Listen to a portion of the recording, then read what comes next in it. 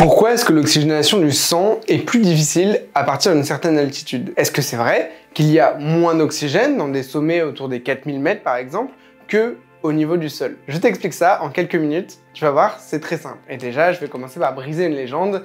Il y a toujours autant d'oxygène à 4000 mètres que au niveau de la mer. La quantité d'oxygène dans l'atmosphère ne change jamais, elle reste tout le temps proportionnelle, c'est-à-dire que dans l'atmosphère, que ce soit au niveau de la mer ou à 4000 mètres, il y a toujours 21% d'oxygène. Et pour autant, l'oxygène a plus de mal pour passer dans notre sang à 4000 mètres d'altitude que à 0 au niveau de la mer, par exemple. On passera sur les schémas de qualité, vous commencez à connaître mes talents pour les dessins, et pour autant, je continue à faire des schémas. Déjà, pour expliquer la différence entre 0 et 4000 mètres d'altitude, il faut prendre un tout petite étape de l'hématose, c'est-à-dire de l'enrichissement du sang en oxygène et de l'appauvrissement en dioxyde de carbone. Là, on va vraiment s'intéresser uniquement à l'enrichissement du sang en oxygène. Il y a plein de facteurs qui vont jouer, mais nous, ce qui va nous intéresser, c'est la pression partielle en oxygène. Si on dessine une petite alvéole, là, on a du coup une alvéole et là, un capillaire. C'est le complexe alvéolo-capillaire, là où vont se faire les échanges gazeux. Le CO2 va être épuré, l'oxygène va passer à l'intérieur du vaisseau. Il y a plein de facteurs qui vont influencer cette qualité des échanges gazeux, notamment l'épaisseur de la membrane qui sépare l'alvéole des capillaires, la surface d'échange totale au niveau des poumons, la quantité d'air tout simplement aussi qui arrive au niveau des alvéoles. Mais encore une fois, là, la quantité, elle ne va pas changer. Dans l'atmosphère, on a un mélange d'air qui ne change pas. Et dedans, il y a 21% d'oxygène. On va parler uniquement de ça, parce que c'est ça qui nous intéresse. Ça, ce sera toujours la même chose à 4000 mètres, et ce sera bien évidemment la même chose à 0 mètres. Ça ne change pas. Il y a 21% d'oxygène, une énorme partie d'azote et une toute petite partie des gaz rares dans lesquels on va retrouver notamment le dioxyde de carbone. Mais vraiment, ce qui nous intéresse, c'est le 21% d'oxygène qui ne va jamais varier, peu importe l'altitude, et ça, c'est hyper important. Encore une fois, pourquoi dans ces cas-là, si jamais la quantité d'oxygène est toujours la même à 4000 mètres, pourquoi est-ce qu'on respirera moins bien à 4000, 5000, voire même en fait à partir de 2000 mètres? Le mal des montagnes peut apparaître à partir de 2000 mètres d'altitude. Parce qu'il y a la loi universelle des gaz qui dit que le gaz va toujours aller de l'endroit où il est le plus pressurisé vers le milieu où il est le moins pressurisé. Le milieu où sa pression partielle est la plus importante vers le milieu où sa pression partielle est la plus faible. On va revenir dans 2 petites secondes sur la pression partielle. Pour revenir à notre alvéole, ici on a du sang qui arrive au niveau de l'alvéole qui est appauvri en oxygène puisqu'il a été consommé par les cellules. Donc la pression partielle de l'oxygène va être plus faible à l'intérieur des vaisseaux et plus élevée à l'intérieur de l'alvéole, ce qui fait que justement, encore une fois, l'oxygène va passer à l'intérieur du capillaire pulmonaire. C'est comme ça que le sang artériel va être enrichi en oxygène. La pression partielle, c'est la pression qu'exerce un seul gaz. C'est pas possible de la mesurer en tant que telle parce que, encore une fois, dans un mélange même qui va arriver dans les alvéoles, on a dit il y a de l'oxygène, mais il y a aussi de l'azote et du dioxyde de carbone. Mais c'est bien cette pression qui va être générée par l'oxygène qui va permettre d'obtenir ce fameux gradient de pression, cette fameuse différence entre l'alvéole et le capillaire. Donc, on ne connaît pas, on ne peut pas mesurer précisément la pression partielle de l'oxygène, mais en fait, on peut la déduire parce qu'on connaît la pression atmosphérique. Au niveau de la mer, elle est aux alentours des 760 mm de mercure. Ici, du coup, donc on va prendre ce mélange de gaz.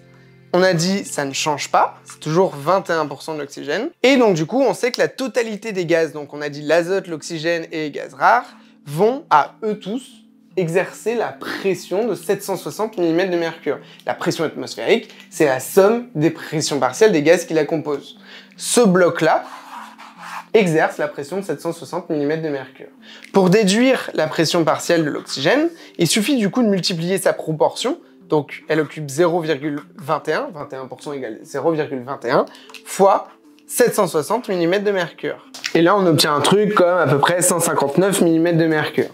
Ça, c'est la pression partielle qui est exercée par l'oxygène au niveau de la mer. Mais au niveau des alvéoles, elle sera plus autour des 105 mm de mercure. Ça, c'est du détail un peu technique. Pourquoi? Tout simplement parce qu'au niveau des alvéoles, la proportion de gaz qu'on a dans l'atmosphère ne sera pas exactement respectée. Dans les alvéoles, par exemple, il y a du dioxyde de carbone qui vient d'être rejeté. Il y a aussi de la vapeur d'eau qui est beaucoup plus présente que dans l'air environnant. Donc du coup, ça va fausser un petit peu ça parce qu'encore une fois, la pression partielle d'un gaz dépend de sa proportion. on est au niveau de la mer, donc le niveau total est toujours à 760 au sein de nos alvéoles, parce qu'on se situe à une certaine altitude, et donc du coup, la proportion va changer. Par exemple, on va décaler un petit peu la proportion d'oxygène parce que les gaz rares vont prendre plus de place, donc la pression partielle sera plus faible.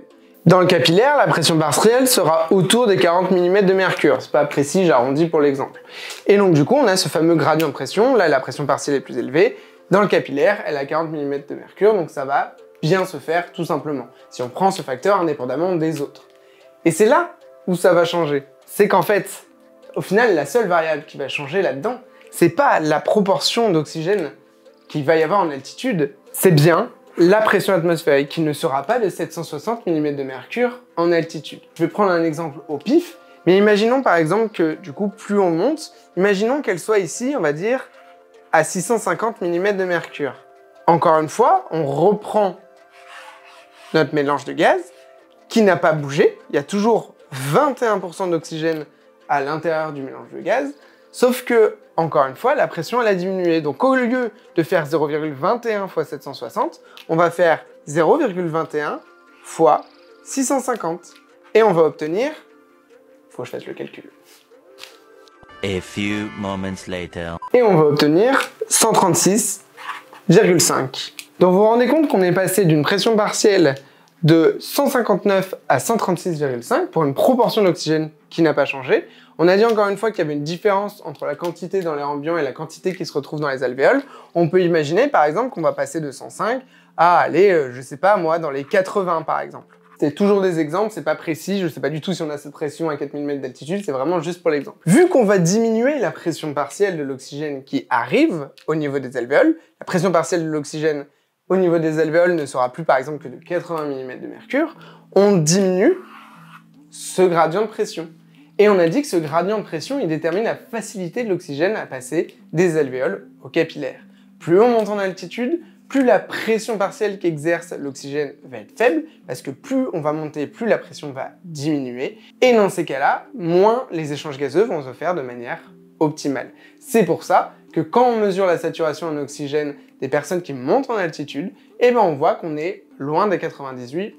Plus on monte haut et plus notre saturation descend. C'est aussi pour ça que les secouristes en montagne et même les guides en montagne ont avec eux de l'oxygène. Il y a certaines expéditions qui vont être quasiment impossibles à faire sans oxygène, en tout cas sans entraînement, ça va pas du tout être possible. Parce que bien évidemment, il y a d'autres moyens de contrer ça en s'entraînant, par exemple, notre corps il a une capacité d'adaptation qui est phénoménale, mais encore une fois, quelqu'un qui monte directement à 4000 mètres d'altitude sans entraînement et sans avoir fait d'étapes, son système va pas du tout s'habituer, et du coup, il va y avoir moins de passage d'oxygène dans le sang. Et pour autant, je le répète, c'est important, la quantité d'oxygène dans l'atmosphère ne varie jamais, que ce soit au niveau de la mer à 0 mètres d'altitude, ou que ce soit à 4000, 6000, 7000, 8000 mètres, il y aura toujours 21% d'oxygène. Et c'est aussi pour ça que sur les respirateurs, on ne peut pas descendre en dessous de 21%.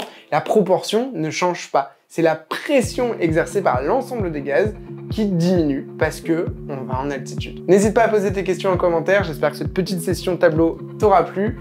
Je pense que ce sera un petit peu plus long que les autres formats, mais voilà. Je vous dis à la prochaine. Salut! I'm in a big house with people I don't know. There's a reason, but it's not clear at all.